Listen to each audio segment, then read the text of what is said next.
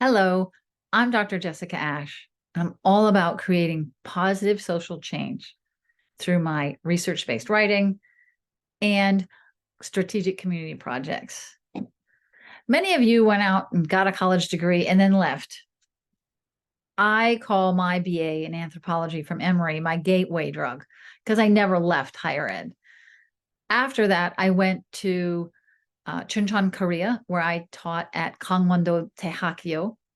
Then I moved to Hawaii, where I taught French during my first master's degree at the University of Hawaii.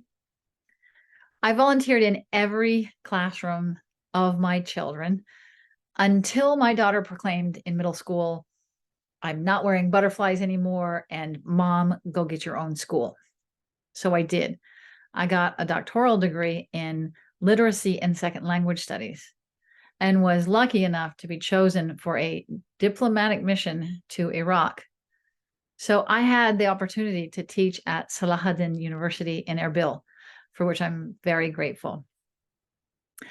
I eventually migrated to Miami University, who sent me on not one, but two tours of China, giving inspirational speeches to teenagers on how to get what's in here out on Earth where it's so desperately needed. And that was very rewarding. I ended up getting an MBA there as well. And there's something else that a lot of people do. They create a bucket list. They write down the things they want to do, but I don't do it that way. Something really bizarre happens that I couldn't have predicted, and that becomes my bucket list. So, for example, I have received 10 honorary doctorates for my humanitarian work around the world.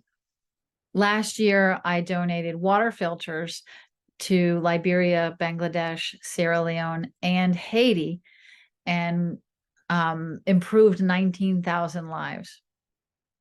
I've been given the Mother Teresa Peace Award and the Mahatma Gandhi Peace Award. I actually got the Mother Teresa Peace Award. You can't make this up.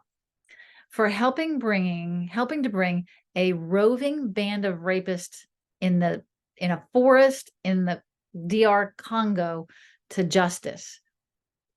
Well, I keep making up this bucket list as I go along because I could have never predicted that I am now a consultant for the Robert F. Kennedy Jr.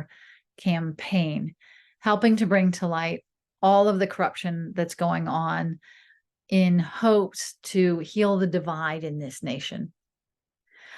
But I'm here today to thank Veronica Saban and Dr. Maria Ian of Elite Global Leadership Club for hosting me at a networking and public speaking event last weekend.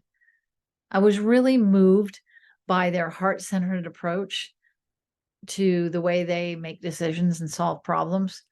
It's something that we really need. So I'm very grateful to Veronica, and I hope you'll invite me back soon. I hope to see you all soon. Take care. Bye for now.